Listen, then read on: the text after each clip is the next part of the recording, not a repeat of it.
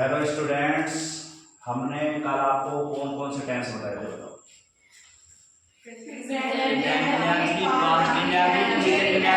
यानी कि कल बताए थे प्रेजेंट इंडेफिनिट, एक्टिव और पैसिव वॉइस में, और पास्ट इंडेफिनिट, एक्टिव और पैसिव वॉइस में, और बताए थे फ्यूचर इंडेफिनिट।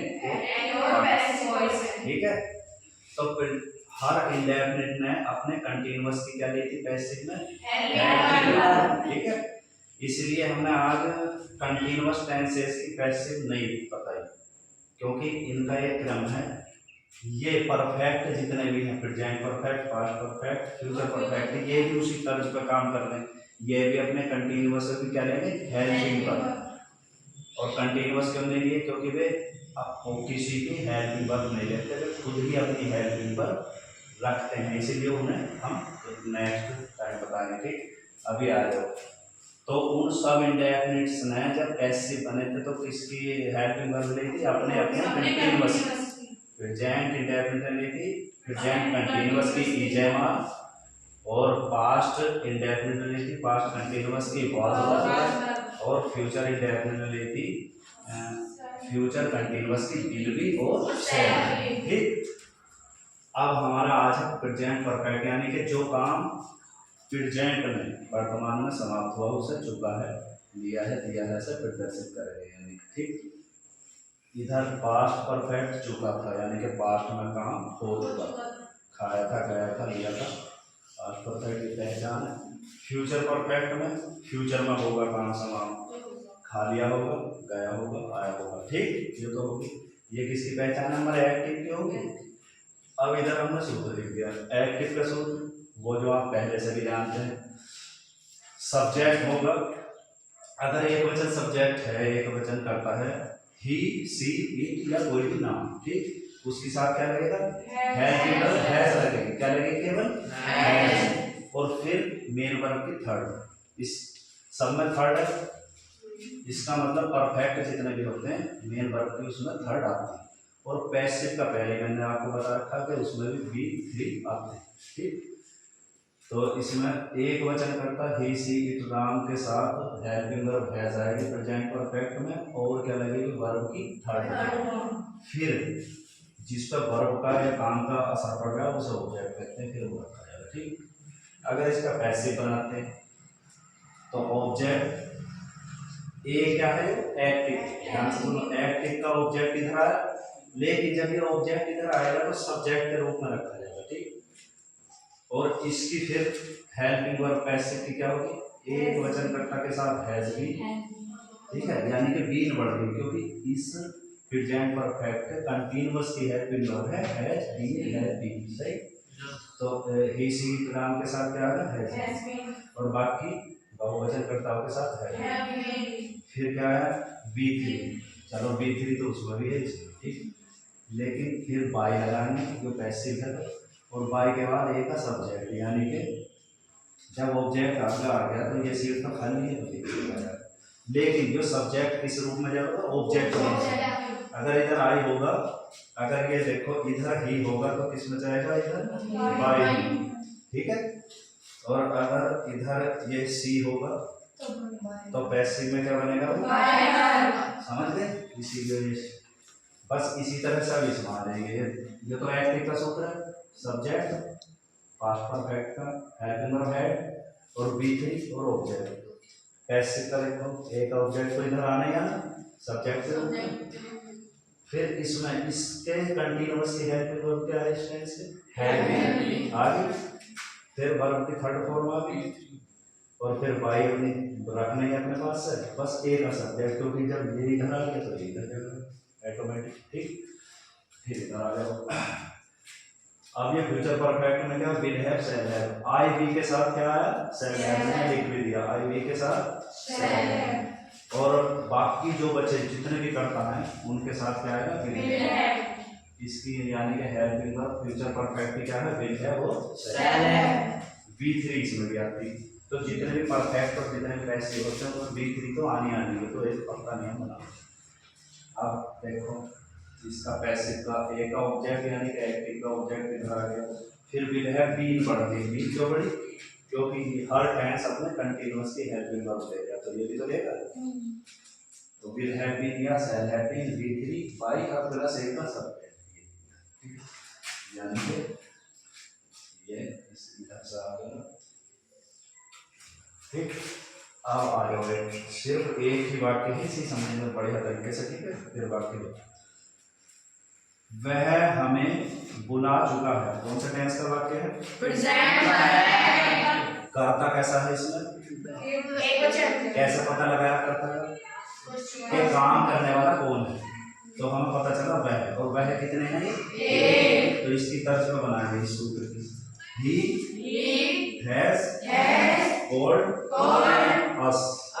ठीक, अब इसका पैसिव इसकी तर्ज में बनाएंगे, इधर से लिया us को ये लिया एक खींच के हम us, तो v में बता नहीं, देखो us कहाँ है?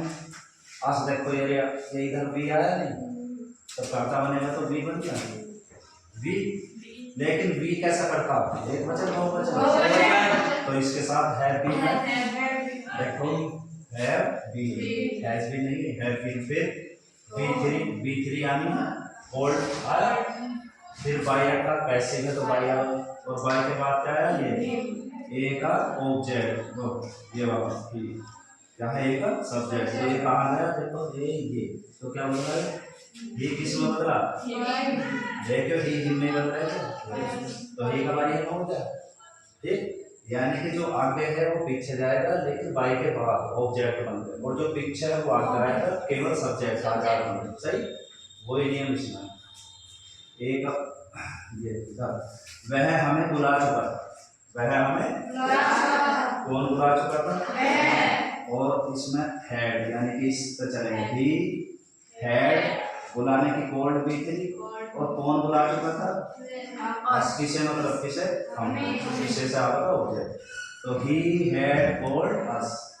अब इसका पैसे देखो, अस तो आना ही है ऐसे जैसे यहाँ आएगा बी, लेकिन इसमें तो हैव बीन था, इसमें क्या होगा? हैव बीन, क्योंकि इसके एक्टिव की क्या है? हैड है, हैव बीन का, तो पैसिव की क्या कोई हैड।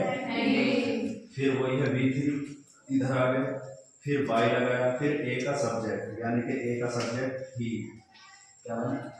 तो सब में ऐसे के इसे एक बार बोल लें, पहले से बोल लें, he has called us, he has called us, we have been called by him, we have been called by him,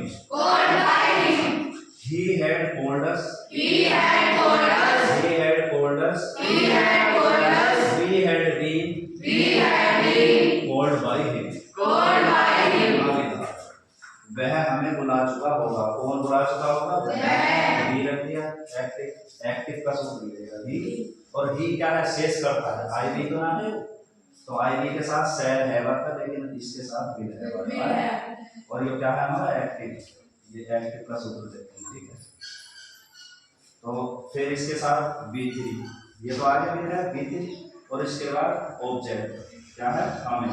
ठीक, अब हम पैसे बनाएंगे, तो पैसे में अस का तो V बन गया, लेकिन V के साथ क्या आया? और फिर V3 आ गई, ये आ गई फिर बाई आया, और हिम, ये का क्या बनेगा? ये इधर आ गया। सही है, समझ में आ गया? चलो इसे बोलो, he will have called us, he will have called us, we shall have been called by him, we shall have been called by him। इस तरह से अगर हम नोट बनाना चाहें नेगेटिव, तो कैसा बनाएंगे? he has not called us, बोलो, he has not called us, we have not been called by him, इधर नोट लगा देंगे, क्योंकि जो असली हेल्पिंग वर्ब है उसके बाद लगाते हैं, ये बीन बाद मानी शुरू हुई है, ध्यान रखिए। तो क्या है? we have not been called by him, अब इसमें नोट फिट करेंगे, he had not, इधर नोट आएगा, he had not called us, he had not called us, इसमें बताओ कहाँ आएगा, इसमें, यानी कि असली तो had है, ठीक? तो we had not been called by him, we had not been called by him,